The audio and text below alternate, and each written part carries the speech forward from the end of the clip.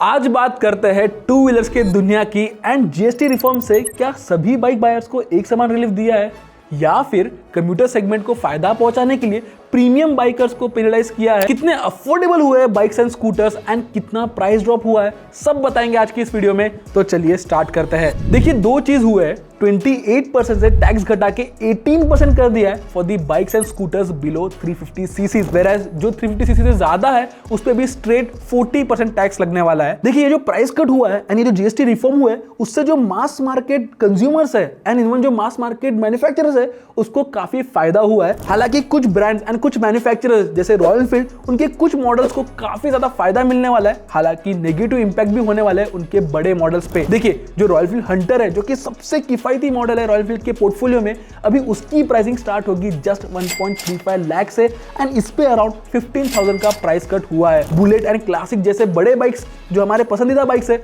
उस पे up to around 20,000 का प्राइस कट हुआ है। गोवन क्लासिक पे सबसे ज्यादा प्राइस कट हुआ है एट 23,000। हालांकि बुरी बात यह है कि हिमालयन 450 की जो प्राइसिंग है वो अभी 25,000 से बढ़ा दी गई है and it will now cost at 3.10 lakh. हालांकि जो बड़े ट्विन सिलेंडर 650 सीसी बाइक्स है उसके प्राइसेस अराउंड 30 से 35,000 तक बढ़ गए हैं। So Interceptor, Super Meteor and even all those will cost now more. अगर अफोर्डेबल सेगमेंट की बात करें तो देखिए जो 100 सीसी से 125 सीसी सेगमेंट के गाड़ियां है उनको डायरेक्ट रिलीफ दिया गया है एंड ऑन रोड प्राइस में अराउंड 5,000 से अप टू 7,000 तक की जो कमी है वो मिलने वाली है। देखिए एक्टिवा जिसकी पहले एक शोरूम प्राइस 81,000 थी उसकी प्राइस अभी घट के अराउंड 72 से 73,000 की होगी। और बाइक्स की बात करें तो Bajaj Platina 110, hero Splendor and Honda shine पे अराउंड 8 से 9,000 की जो है कटौती हमें देखने मिल सकती है। बजाज प्लैटिना पहले 71,000 की थी एंड अब वो 66,000 की हो गई है। सो सोचिए ये जो प्राइस कट है ना, इवन ये जो मास मार्केट बायर्स है उसके लिए काफी ज्यादा फायदेमंद हो जाती है।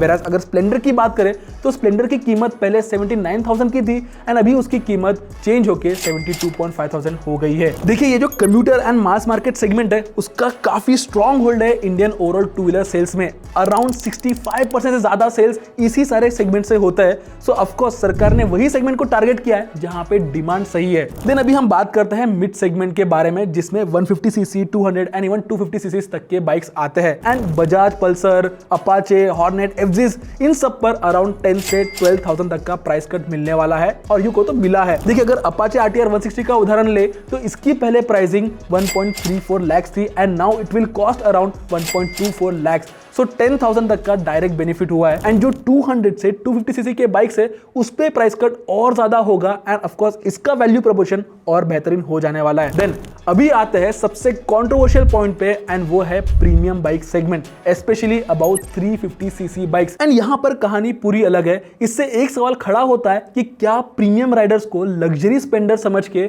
उन्हें अनफेयरली पेनलाइज किया जा रहा है। उदाहरण के तौर पे ट्रायम्फ बजाज पार्टनरशिप के बाद जो 400 सीसी बाइक्स थे उसे अच्छा मोमेंटम मिला, बट अभी इन सारे बाइक्स के प्राइसेस जो है अराउंड 20 से 25,000 महंगे हो गए। गवर्नमेंट का clear focus mass market bikes पर है एंड इस बैलेंस में प्रीमियम बाइक्स एंड इवन जो प्रीमियम बाइक बायर्स है उसे पेनलाइज किया जा रहा है। हार्डली कुछ 2 से 3% का पेनिट्रेशन था इस बाइक्स का ओवरऑल इंडियन मार्केट में एंड आज के टाइम पर इंडिया प्रीमियम मोटरसाइकिल हब बन रहा था। रॉयल एनफील्ड के एक्सपोर्ट्स, केटीएम, ट्रायम्फ सब एग्रेसिवली इंडिया को ग्लोबल मैन्युफैक्चरिंग बेस बना रहे थे, लेकिन हायर सीसी सेगमेंट पर अनइवन टैक्स बर्डन लगाकर गवर्नमेंट ने गलत संदेश तो जरूर दे दिया है। देखिए पर्सनली ना मुझे एक बात का डर क्या लग रहा है पता है, ये जो इंटरनेशनल ब्रांड्स है और यू कहो तो जो पोटेंशियल बाइक्स है जो कि काफी मजेदार होते हैं, काफी चलाने के लिए इंथुजियास्ट को पसंद आते हैं, वो शायद से इंडिया में लॉन्च नहीं होंगे और यू कहो तो वो इंडिया में लॉन्च होने से हिचकिचाएंगे। और सबसे इंपॉर्टेंट जो एस्पिरेशनल राइडर्स की जो ड्रीम है वो थोड़े और महंगे हो गए अभी फिलहाल। खैर aspirational buyers which I know are hard working and smart,